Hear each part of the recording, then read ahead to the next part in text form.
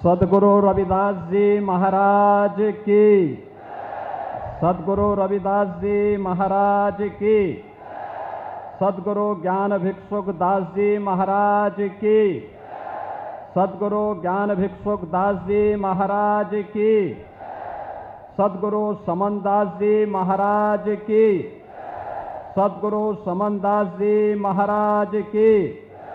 भारत माता की, भारत माता की, गंगे मैया की, गंगे मैया की। वंदे वंदे वंदे। मंच पर उपस्थित पूज्य स्वामी महंत श्री गोवर्धन दास जी महाराज, पूज्य स्वामी श्री ओमानंद जी महाराज, पूज्य महंत श्री निर्मल दास जी महाराज, महंत श्री गुरदीप गिरी जी महाराज, महंत श्री केशवानंद जी महाराज, पूज्य संत महात्मा श्री सत्यानंद जी महाराज, महात्मा श्री सतीश दास जी महाराज, महात्मा श्री विज्ञानानंद जी महाराज, आज के इस कार्यक्रम में उपस्थित सभी पूज्य संतजन, इस कार्यक्रम में विशेष रूप से उपस्थित उत्तर प्रदेश सरकार में मंत्रिमंडल के मेरे सहयोगीगण श्री अनिल कुमार जी, कपिल देव अग्रवाल जी, श्री सोमेंद्र तोमर जी, श्री संजीव बालियान जी, माननीय सांसद चंदन चौहान जी, डॉक्टर सुधीर सैनी जी, सभी यहां पर माननीय विधायकगण, श्रीमती वंदना वर्मा जी, श्री राजपाल बालियान जी, श्रीमती मिथिलेश पाल जी, डॉक्टर वीरपाल निर्वाल जी, विक्रम सैनी जी, योगराज सिंह जी, प्रमोद उटवाल जी और यहां पर उपस्थित सभी देश के कोने कोने से उपस्थित श्रद्धालुजन, आज ये मेरा सौभाग्य है कि ज्येष्ठ पूर्णिमा के इस पावन पर्व पर सद्गुरु रविदास जी महाराज की स्मृति में स्थापित इस आश्रम और इस पावन गद्दी पर संत स्वामी ज्ञान भिक्षुक दास जी महाराज की 65वीं पुण्यतिथि और अखिल भारतीय संत शिरोमणि सद्गुरु रविदास मिशन के संस्थापक अध्यक्ष सद्गुरु समन दास जी महाराज की पुण्य स्मृति में एक सुख तीर्थ पर इस पावन सत्संग और बड़े भंडारे का आयोजन यहां पर आयोजित किया गया है। मैं सबसे पहले इस ज्येष्ठ पूर्णिमा के अवसर पर पूरे प्रदेशवासियों को हृदय से बधाई देता हूं। पूज्य संतों का हृदय से अभिनंदन करता हूं और आप सभी उपस्थित श्रद्धालु जनों का भी मैं इस अवसर पर प्रदेश सरकार की ओर से हृदय से अभिनंदन करता हूं। बहनों और भाइयों, जब हम पूज्य संतों की परंपरा की बात करते हैं तो मध्यकाल में जब देश गुलामी की बेड़ियों से जकड़ा हुआ था, विदेशी आक्रांताओं के द्वारा भारत की धर्म और संस्कृति को रौंदा जा रहा था, उस कालखंड में ज्योति की एक पुंज के रूप में सद्गुरु रविदास जी महाराज का आविर्भाव होता है। काशी में जो भारत की सनातन धर्म की प्राचीन नगरी है, उस काशी में सीर गोवर्धन में सद्गुरु रविदास जी महाराज का आविर्भाव होना और उन्होंने अपने कर्म साधना के माध्यम से जो एक प्रेरणा वहां से दी, वह आज भी पूरे देश के लिए, हर श्रद्धालु जन के लिए एक मार्गदर्शक के रूप में काम करती है। जब हम सद्गुरु रविदास जी महाराज के बारे में चर्चा करते हैं, बहनों और भाइयों, सद्गुरु रविदास जी महाराज ने सामाजिक आडंबर और कुरीतियों के प्रति समाज को जागरूक भी किया, कर्म पर विश्वास करने की प्रेरणा दी, एक आध्यात्मिक चेतना का जागरण किया और उन्होंने कहा था, मन चंगा तो कठौती में गंगा। बहनों और भाइयों, ये संत सद्गुरु रविदास जी महाराज का कथन ये जीवन में आंतरिक पवित्रता और निर्मलता का प्रतीक होता है, एक नई प्रेरणा है और इसीलिए उन्होंने सामाजिक बुराइयों से दूर रहने के लिए समाज को एक नई प्रेरणा दी।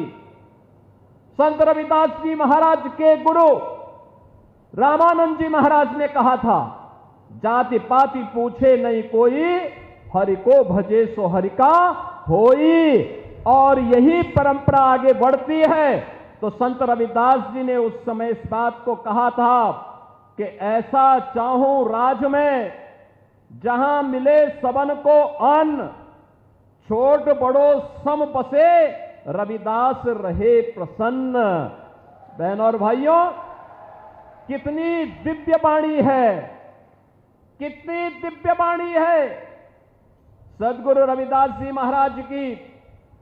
उन्होंने कहा, यह रविदास तब प्रसन्न रहेगा जब बिना भेदभाव के सबको समान रूप से अधिकार मिलेगा, सबको अन्न मिलेगा। और याद करिए, संत रविदास जी महाराज की इन बातों को अक्सर सह किसी ने लागू किया। भारत के प्रधानमंत्री मोदी जी ने प्रधानमंत्री गरीब कल्याण अन्न योजना के माध्यम से भारत के 81 करोड़ लोगों को 81 करोड़ लोगों को कोरोना जैसी महामारी से लेकर के अब तक लगातार अन्न का वितरण कराया जा रहा है। यह होती है संतों की प्रेरणा। यह मेरा सौभाग्य है, सद्गुरु रविदास जी महाराज की पावन जन्मभूमि सीर गोवर्धन काशी में, वहां पर प्रधानमंत्री मोदी जी की प्रेरणा से हम लोगों ने पहले वहां पर 14 के पहले, मोदी जी के आने के पहले वहां जाने का रास्ता बहुत संकरा था, सिंगल लेन का सड़क था। आज हमने वहां 4 लेन की सड़क से जोड़ दिया है। आश्रम को भव्य रूप दे दिया है, बहुत भव्य रूप दे दिया है। और आश्रम को भव्य रूप देने के साथ साथ सद्गुरु रविदास जी महाराज की भव्य प्रतिमा स्थापना के साथ साथ अन्न क्षेत्र का निर्माण और रविदास जी महाराज के नाम पर सैकड़ों बीघा लैंड जमीन को खरीद करके वहां पर सद्गुरु रविदास जी महाराज का के नाम का पार्क और उनकी एक भव्य प्रतिमा की स्थापना का काम भी वहां पर आज मोदी जी की प्रेरणा से संपन्न हो चुका है। बहनों और भाइयों, इन दिव्य संतों ने समाज को एक राह दिखाई और वह राह एकता की राह है। एकता की राह है, समाज को जोड़ने की राह है। वह राह जो कोई किराना और कांधला की घटना नहीं होने देती है। ये वही राह है जो हमें सुरक्षा की गारंटी भी देती है, हमारा संरक्षण की गारंटी भी देती है, हमारे उत्थान का मार्ग भी प्रशस्त करती है और सम और विषम परिस्थितियों में हमें लड़ने की भी प्रेरणा प्रदान करती है। और यही तो कार्य सद्गुरु रविदास जी महाराज की इस प्रेरणा को आगे बढ़ाने का काम किया है। इस सुख तीर्थ में संत स्वामी ज्ञान भिक्षुक दास जी महाराज ने, एक दिव्य संत थे। सुख तीर्थ भारत की सनातन धर्म की परंपरा का एक पौराणिक तीर्थ है। आज से नहीं, ये भागवत भूमि है। 5000 वर्ष पहले सुखदेव जी महाराज ने राजा परीक्षित को पहली भागवत की कथा इसी धाम पे सुना करके उन्हें मुक्ति का मार्ग प्रशस्त करने के लिए जीवन में भक्ति का, ज्ञान का और मुक्ति का क्या महत्व हो सकता है, इसकी प्रेरणा इसी पावन धाम में करवाया था। याद करिए, मां गंगा भारत की सनातन धर्म की परंपरा की एक अविरल और अजरस धारा है, जो सम और विषम परिस्थितियों में हम सबको उद्धार का मार्ग प्रशस्त करती है। हम कैसे मां गंगा को भूल सकते हैं? हम कैसे सुख तीर्थ को भूल सकते हैं? और याद करिए, ये 5000 साल पहले इसी तीर्थ में ये सब घटनाक्रम घटित होता है। दुनिया के अंदर कोई मत, मजहब, संप्रदाय ये तो बताएं कि 5000 साल का इतिहास कितने लोगों का है, कितने लोगों का है। ये केवल दावा आप कर सकते हैं जिसके उत्तराधिकारी आप हैं और जिसके बाग हमारे पूज्य संत जन हैं, जो आज यहां पर इस सुख तीर्थ में यहां उपस्थित हुए हैं। और बहनों और भाइयों, आज जब हम यहां पे संत स्वामी ज्ञान भिक्षुक दास जी महाराज की 65वीं पुण्यतिथि पर यहां पर एकत्र हुए हैं, मैं उनकी स्मृतियों को नमन करता हूं, उन्हें विनम्र श्रद्धांजलि अर्पित करता हूं। और यहां पर ये जो उत्सव भंडारा, स्मृति भंडारा यहां पर आयोजित किया गया है सदगुरु समन दास जी महाराज की स्मृति में, यहां पर मुझे स्वामी, पूज्य स्वामी गोवर्धन दास जी महाराज कह रहे थे कि लाखों की संख्या में श्रद्धालु यहां कल से आए हुए हैं। मैंने कहा मुझे भी इसी बहाने इन उत्साही युवाओं के साथ संवाद करने, मिलने का एक अवसर प्राप्त होगा। और बहनों और भाइयों, मैं तो आपसे कहने के लिए आया हूं, इसलिए कहने के लिए आया हूं कि इस बार तो नहीं हो पाया, लेकिन अगली बार यहां के पूज्य संतों की प्रेरणा से जो मां गंगा की धारा को हम यहां से लेकर के गए हैं, यहां पर इस सदगुरु रविदास मिशन से जुड़े हुए समन दास जी महाराज के इस पावन आश्रम के सामने भी सदगुरु रविदास और पूज्य संत समन दास जी महाराज की स्मृति में एक घाट का निर्माण हम लोग कार्य करा के पूरा कर चुके होंगे। यहां की सड़कों के चौड़ीकरण के कार्य को भी आगे बढ़ाएंगे, जिससे आने वाले आप किसी श्रद्धालु को आने वाले समय में संकट नहीं आएगा। आराम से पार्किंग की व्यवस्था दी जाएगी और पार्किंग की व्यवस्था के साथ साथ यहां के सुंदरीकरण के कार्य को आगे बढ़ाना, सत्संग सभागार की स्थापना करने का कार्य भी यहां पर हम लोग आगे बढ़ाएंगे, जिससे आने वाले समय में आने वाले श्रद्धालु को सम विषम परिस्थितियों में किसी भी प्रकार की समस्या का सामना न करना पड़े। बहनों और भाइयों, जब अच्छी सरकार आती है और पूज्य संतों का मार्गदर्शन मिलता है तो अच्छा ही अच्छा होता है। अच्छा ही अच्छा इसलिए होता है, अच्छा करने के लिए सोच चाहिए। यह देश 1947 में आजाद हुआ। बाबा साहब डॉक्टर भीमराव अंबेडकर जी ने इस देश को एक संविधान दिया, लेकिन आजादी के बाद बाबा साहब भीमराव अंबेडकर को जो सम्मान मिलना चाहिए था, वह सम्मान पिछली सरकारों ने नहीं दिया। पहली बार बाबा साहब के नाम पर पंच तीर्थों का निर्माण प्रधानमंत्री मोदी जी ने किया। ये पंच तीर्थ, जहां पे बाबा साहब का जन्म हुआ था मऊ मध्य प्रदेश में, वहां पर भव्य स्मारक बाबा साहब भीमराव अंबेडकर का बन चुका है।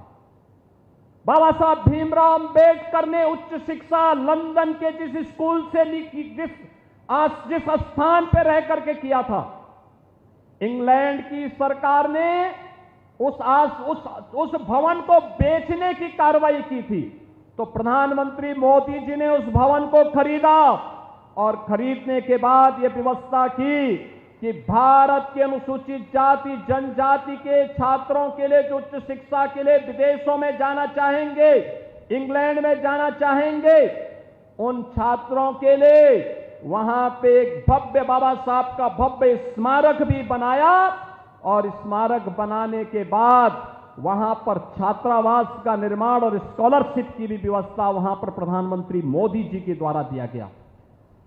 बाबा साहब ने उच्च शिक्षा के लिए बाबा साहब ने दिल्ली में रह करके अपना सार्वजनिक जीवन जिस भवन में रह करके आगे बढ़ाया था, वहां पर बाबा साहब भीमराव अंबेडकर का अंतर्राष्ट्रीय स्मारक और सांस्कृतिक केंद्र का निर्माण भी प्रधानमंत्री मोदी जी ने किया।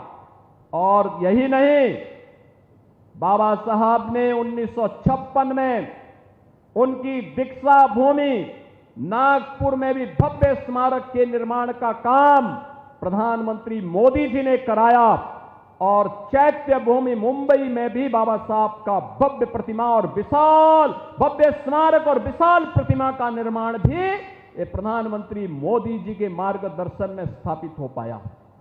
बहनों और भाइयों, कहने के लिए सरकारें बहुत आई थी, लेकिन बाबा साहब का सम्मान हो, बाबा साहब की गौरव और गरिमा के अनुरूप उनके सांस्कृतिक केंद्र और उनकी स्मृतियों को आगे बढ़ाने का काम हो सके। याद करिए, 26 नवंबर की तिथि 26 नवंबर 1949 को बाबा साहब ने भारत का संविधान का निर्माण किया था।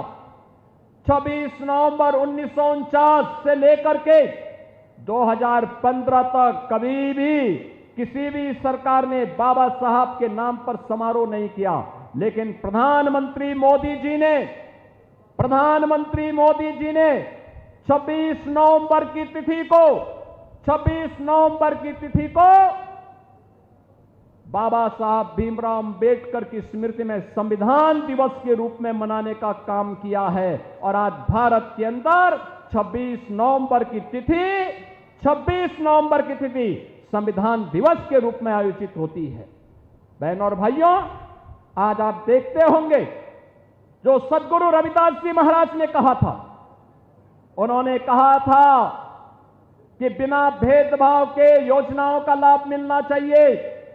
4 करोड़ गरीबों को देश के अंदर आवास मिलना, 10 करोड़ गरीबों के लिए देश के अंदर तमाम अन्य प्रकार की वे सुविधाएं उपलब्ध होना, चाहे वह उज्ज्वला योजना का कनेक्शन हो, 12 करोड़ गरीबों के घर में शौचालय का निर्माण करने का कार्य हो, या फिर वे तमाम अभियान आयुष्मान भारत का कार्ड हो, या फिर वे सुविधाएं जो आज भारत के प्रत्येक नागरिक के जीवन में व्यापक परिवर्तन का कारण बनी हुई है, ये सभी सद्गुरु रविदास जी महाराज की प्रेरणा से ही संभव हो पाया है।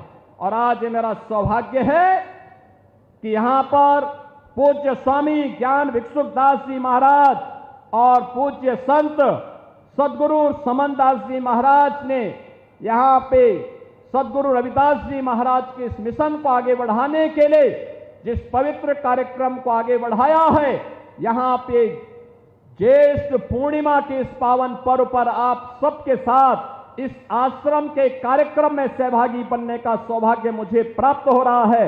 आज के इस अवसर पर मैं एक बार इन पूज्य संतों के श्री चरणों में नमन करते हुए उन्हें विनम्र श्रद्धांजलि देता हूं। सभी पूज्य संतों का हृदय से अभिनंदन करता हूं। आप सभी श्रद्धालुओं को आज के दिवस की बधाई देते हुए अपनी वाणी को यहीं पर विराम देता हूं।